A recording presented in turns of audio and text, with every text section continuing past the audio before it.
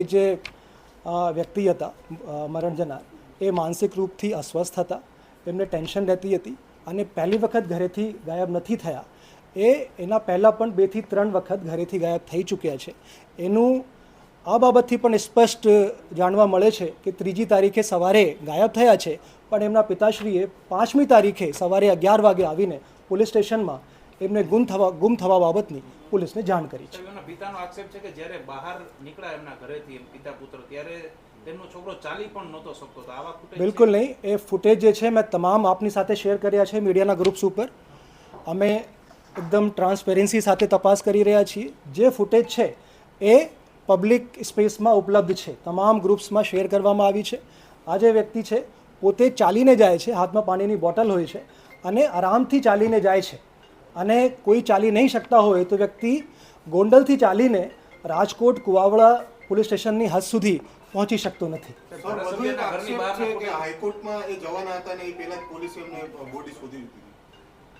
નહીં, એવી કોઈ અમારી બાબત ધ્યાન ઉપર નથી. જ્યારથી મારી પાસે આવ્યા મેં 1 કલાક એમને સાંભળ્યા ધ્યાનપૂર્વક અને ફૂલ સ્ટ્રેન્થ સાથે. મારી એલસીબી એસઓજીની તમામ ટીમો, જેટલા પણ માણસો હતા, Gondal city B division, Gondal city A division, તમામ પોલીસ સ્ટેશનની ટીમે 3 દિવસથી ફક્ત એક જ કામ કરતી હતી કે આ વ્યક્તિને અમારે શોધવાના છે.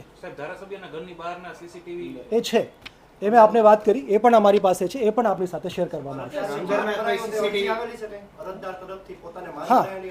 હા, એ અરજી અમને મળી છે.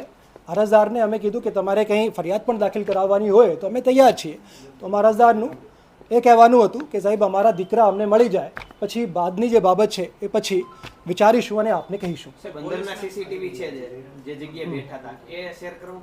એ પણ શેર કરવામાં આવશે. એ અમારી પાસે બધું છે. 4 તારીખે વહેલી સવારે લાશ મળે છે અને એ રાજકોટ જિલ્લામાંથી જ મળે છે. આટલી અરજી થાય છે. તમે કીધું કે તમારી પાસે આવ્યા હતા, તમે ટીમો બનાવી, તો આ લાશની ઓળખ માટે 5 દિવસ કેમ જતા રહે છે?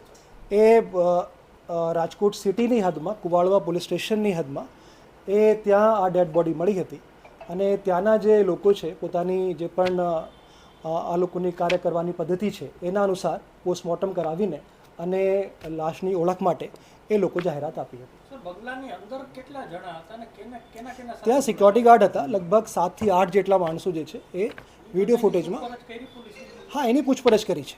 જે મેં આપને કીધું એ એમની પૂછપરછ અને જે વિડીયો ફૂટેજ અમને મળી છે એના આધારે જ આપને આ જણાવવામાં આવ્યું છે કે સીધા પોતે જ કોઈના કહ્યા વગર એમના ઘરમાં એવું લાગે છે એક વખત તો કે જબરદસ્તી પ્રવેશ કરી રહ્યા હોય અને પછી બેસીને ત્યાં વાતચીત થાય છે અને સામાન્ય ત્યાં બોલાચાલી થાય છે. તારીખ 4/3/2025ના રોજ રાત્રિના 3:00 વાગ્યાની આસપાસ કુવાડા પોલીસ સ્ટેશનના તરઘડિયા ગામ પાસે ઓવરબ્રિજ છે, ઓવરબ્રિજ પાસે એક 108 પસાર થઈ રહી હતી ત્યારે એક ઇજાગ્રસ્ત હાલતમાં એક યુવાન મળેલો, જેને અહીંયા આગળ સિવિલ હોસ્પિટલ ખાતે લાવેલો. ત્યારબાદ ડૉક્ટરે એને મરણ જાહેર કરેલો હતો.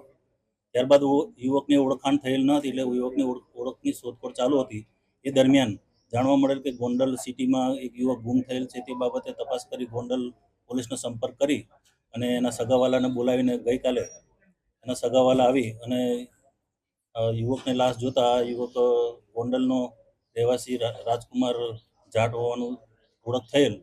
ત્યારબાદ એના બનેવી છે અર્જુન ચૌધરી જાટ, તેઓની ફરિયાદ લીધેલી અને ફરિયાદ દાખલ કરીને આગળની તપાસ આગળ ચાલુ છે. પરંતુ તપાસ દરમિયાન થોડું વિગતે જાણવા મળેલ છે કે જે યુવક છે એ તરઘડિયા બ્રિજ પાસે જ આવેલ રામધામ આશ્રમ છે. એ આશ્રમમાં તારીખ 3 તારીખે જે સાંજના 6 વાગે જેવો એ આશ્રમમાં આવે છે અને 4 તારીખે મતલબ મોડી રાત્રે સવારે 2 વાગ્યાની આસપાસ અરસામાં એ આશ્રમમાંથી બહાર નીકળેલાનું જણાય છે. અને એ બહાર નીકળ્યા પછી તે બાજુમાં થોડાક ડિસ્ટન્સમાં કંઈ અકસ્માતથી ઇજાગ્રસ્ત થયો એવું હાલ જાણવા મળે છે.